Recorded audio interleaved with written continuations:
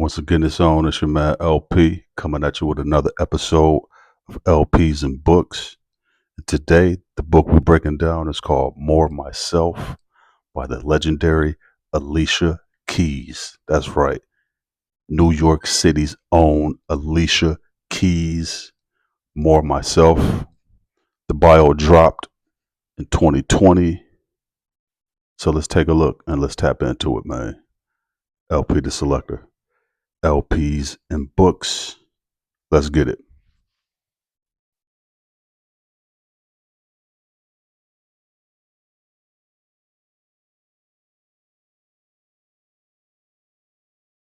First and foremost, man, do your man a favor.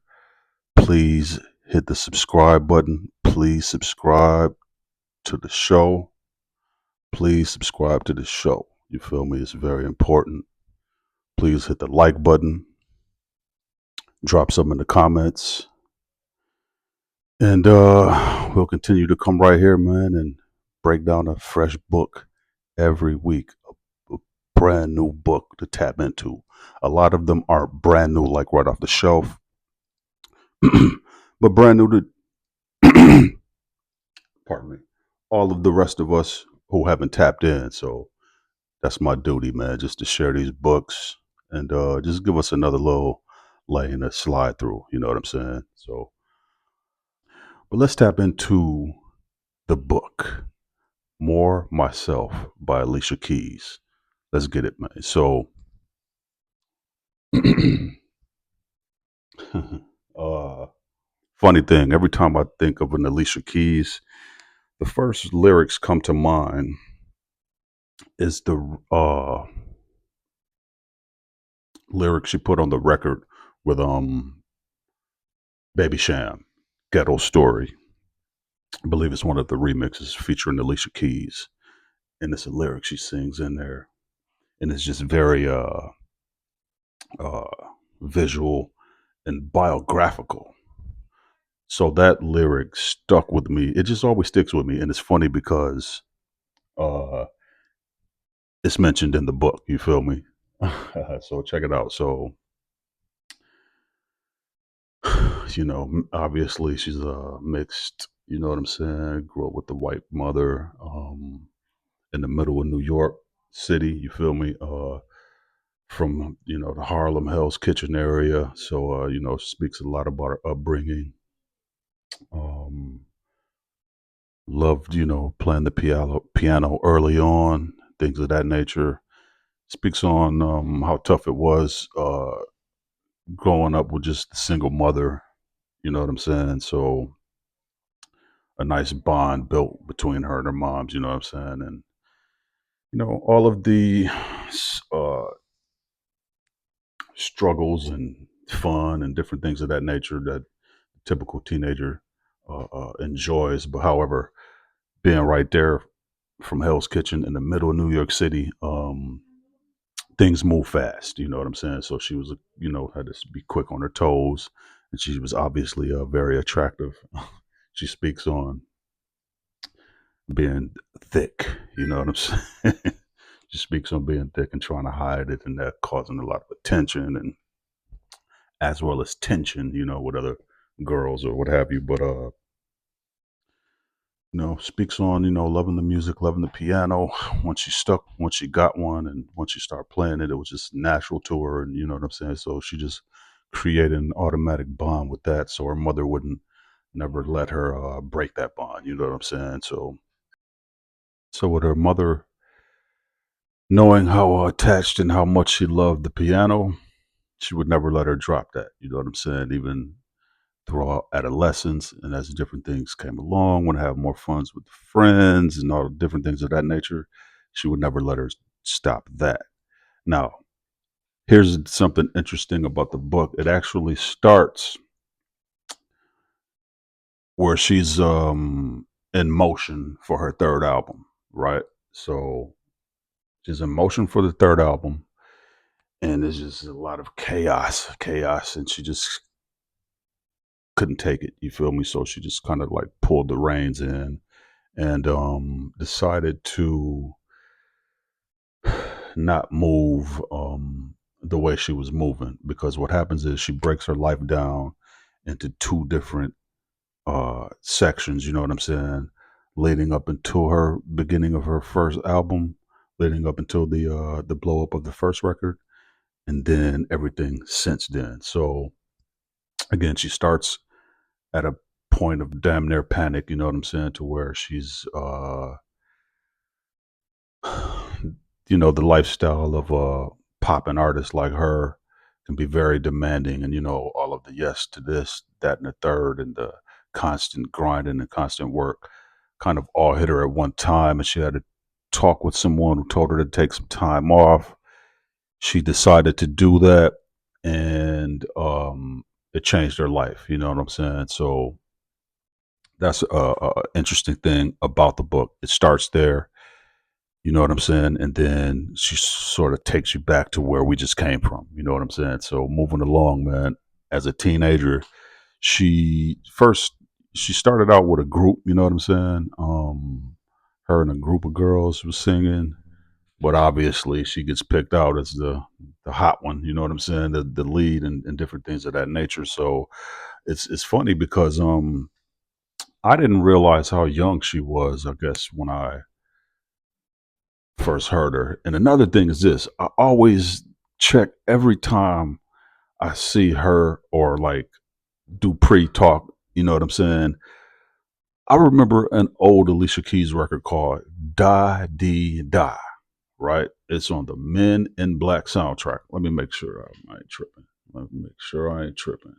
It's called "Die Dee Die." And I like the record. It was dope. I think Jermaine Dupri has something to do with it. For some reason I believe that. Let me see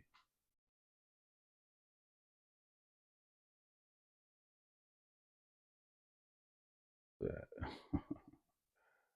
Where's the record? Da Dee Da. Sexy thing. Dahdeedah. Tap into that record. That's the first record I heard from her, right? So, but anyway, so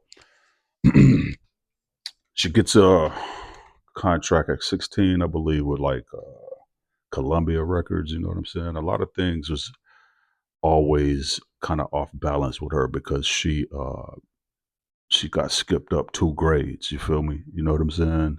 She got skipped up 2 grades, so she was kind of always out of place with older or youngers. But she kept more of an older type of mentality, I suppose. You know what I'm saying? Growing up in the middle of New York, you moving fast, and you just got to be on point with a lot. And she was smart with that.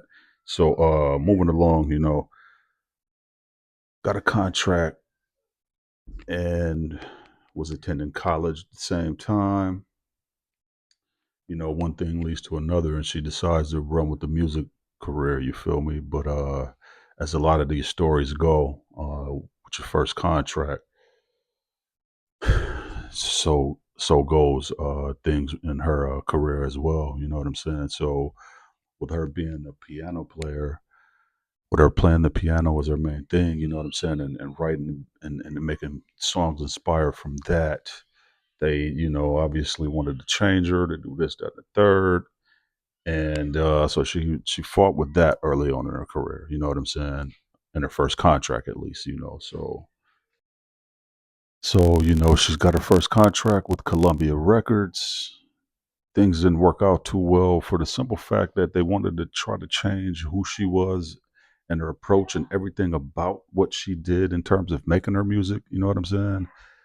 So once that happened, she and her then boyfriend decided to lock in and to create a sound and a movement. You feel me? So they did that, but unfortunately, it didn't work out with that label. You know what I'm saying? So they end up getting out of the first label, and then she ends up getting another label with like Arista at the time. You know what I'm saying? With Clive Davis over there. But some weird things were happening over there, moving and shaking. Clive ends up getting his own label, and she gets the choice to go between like Clive and what's my man, L.A. Reid. You know what I'm saying? She decides to go with Clive over to J Records, which was the new label, which is funny because I remember that time. You know what I'm saying? And I was she was the first act over there. Her and this dude named Jimmy Cozier. I would never forget. You know what I'm saying? They both had singles and stuff like that at the time. And he was on her album. She was on his album. Jimmy Cozier. You feel me? But yeah, I remember those times. And funny thing. So leading up to the first album, Clive understood her. Clive was rocking with her. You know what I'm saying? He was rocking with the sound. Pretty much let her do what she decided to do. Let her do it her own way. You know what I'm saying? She speaks on connecting with Prince for the Prince remake. I thought that was a pretty dope part of the book as well. You know what I'm saying? But yeah, you know, she speaks on the process of making the album. The record was phenomenal. You know what I'm saying? And the interesting thing that I never knew that the first single that she put out called Fallen was so huge. It was massive to me. You know what I'm saying? But she speaks on how she threw it out there and the song was falling and falling and falling flat. You know what I'm saying? But if you were around at that time and heard that record, you would be shocked just like I am with the details that she put in about how they had to move the record. You know what I'm saying? And what really blew it up. You know what I'm saying? So Clive Davis pulled some strings. Next thing you know, she's performing on the Oprah Winfrey Show. Now, the crazy thing about this huge record falling is that I never knew that it was falling flat until that performance. You know what I'm saying? I guess until that performance, I guess I maybe didn't know of it until then. You know what I'm saying? But once that happened, everything changed almost overnight for her. You know what I'm saying? The things that she used to do, being able to move around through the neighborhood, she could no longer do because of the popularity. You know what I'm saying? And it just skyrocketed. I'm talking about the song spent a lot of weeks, I think, at number one. I can't recall offhand, but I know that the album sold over 16 million copies worldwide. And I really did love that album because she was new and she had some records. You know what I'm saying? The Fallen record was dope. Then she, I think, released a joint that she redid by Prince. She speaks on that in the book as well, connecting with him because he don't really let nobody redo his records. But so I thought that was dope. You know what I'm saying? She had that Fallen, the one with Prince. Oh, I really loved the record Girlfriend. That was my favorite one. I used to just have that joint on repeat. Rock with You, the Brian McKnight flip that she did, Never Felt This Way. I just really did love the album, and it came out like right when I moved here to Atlanta at the same time. So driving down here, I was bumping that album. You know, the first record's huge. She's moving all around the world. One of the interesting things that you will find out, though, get this, 16 times platinum, but she said that the money wasn't really all there like that. She says that she went on a tour with Maxwell for her first tour, and that's where the money to survive was coming from. 16 times. Why do we always hear these crazy stories with the Tony Braxtons, the TLCs? Well, she never claimed broke like them though. Okay, okay, yeah. She never said she was out there doing bad. She was good with her money, but the money just wasn't there. But it obviously it came because we don't know her to be out here bad, and we don't know her to have those types of stories. But it's almost, you know what I'm saying? It's almost. But anyway, so you know, went on tour with Maxwell, moving around. The second album, she says, was a lot more of a peaceful vibe, easier to make. You know what I'm saying? Because they was already in the zone. You know, her and her man, who was kind of uh they kept the relationship. You know what I'm saying? Tight knit and didn't really let anyone know that they were in a relationship. But they formed a little production company, not little, but they formed a production company and things of that nature as well at that time. So the second album was smooth, had some hits on it. My favorite joint on there is The Diary. You feel me? She speaks a lot about that record, and how a lot of the other records come about, like with her meeting with Kanye West and a early John Legend at the time. You know what I'm saying? So moving along, man. Again, we'll get to the point where within the third album, we start to get to the crux of what the book is about. You feel me? Which is more of myself, right? So at the time when she made the third album, she again just kind of everything kind of comes to a head with the popularity and the constant movement and the no breaks, just work, work, work, work, work. She thought that's what the life was. She thought it what it was, so she never turned too much of anything down. But during that one critical moment, she starts to change everything, and she took a trip to Africa. Now this is what the fourth book in a row. Let's see, Ghostface, Nip, Violet. Yeah, fourth in a row. Did Kama go to Africa? Can't remember. But this is the fourth book in a row where a black artist goes to Africa and it changed their life. You know what I'm saying? Just spiritually, So what happens is Alicia Keys becomes like a what's the word? Someone who's always lending himself to a positive cause. You know what I'm saying? So she becomes heavy in that space. I believe once she visited Africa, you know what I'm saying? And again, at that time as well, as part of her finding herself and deciding to start to say no, you know what I'm saying? To give herself some peace, and some space, and different things like that in between a lot of the things that she's doing, and she's really just coming into her own.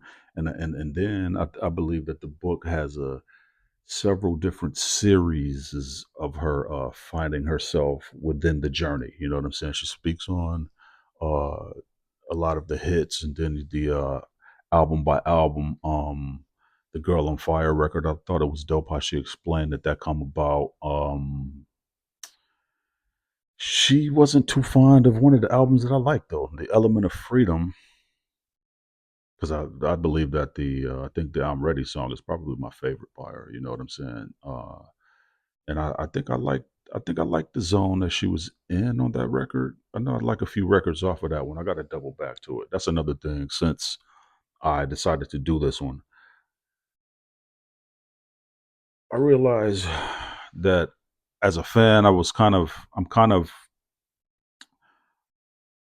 know I recognize the first one, two, three albums.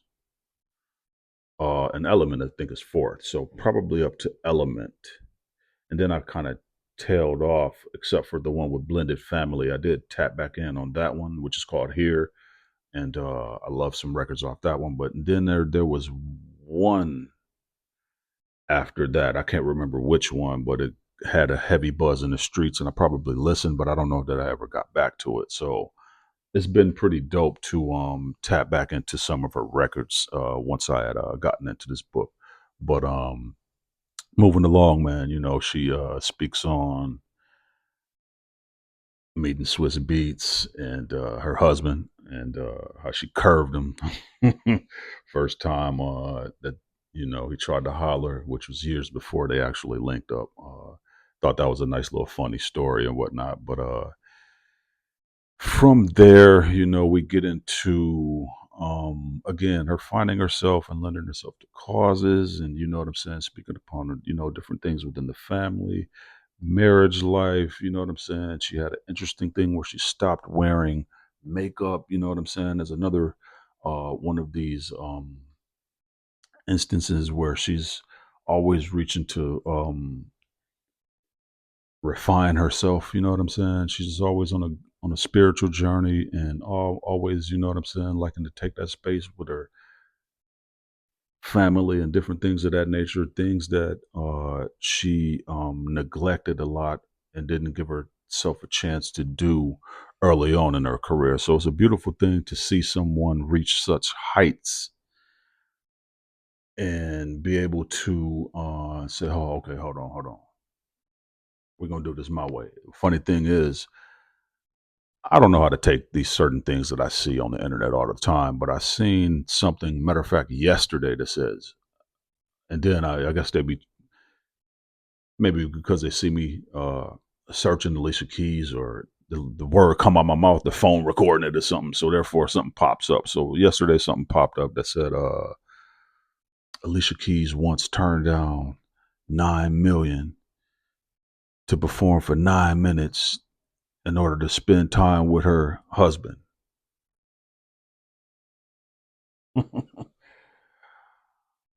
Again, I don't know the sources on these things, but knowing what I know from the book, it wouldn't surprise me. You know what I'm saying? It wouldn't be off brand. You feel what I'm saying? Just to know how where she's come from and where she's at in terms of doing that things. And again, she goes in depth, you know what I'm saying, with her relationship and how they met and you know what I'm saying, how they vibe off of each other and different things of that nature, which I thought was pretty dope because I'm a fan of Swiss beats as well. So that was pretty interesting, you know what I'm saying. But overall, man, it's just a very good book, you know what I'm saying, for anyone who's a fan of Alicia Keys, you know what I'm saying. The book won several awards, you know what I'm saying. So you can do the research on that, but it won some awards and different things of that nature. What's also dope is the different people she have pop up to speak a little bit on the book, and she got some heavyweights, and I was like, oh, she got the heavyweights out for this. You feel me? So I thought that that was dope as well. Little twists and turns with that as well. You know what I'm saying? So again, man, I love the book. Uh, um, so a lot of things I just won't get into. You know what I'm saying? Because again, I just want to kind of whet your appetite a little bit to tap into the book if you're a fan of her. If you are a fan of good bios and memoirs, man, I definitely suggest this one. It's called More Myself by Alicia Keys, the legendary soul songstress. This is your man LP. LPs and books over and out. Peace.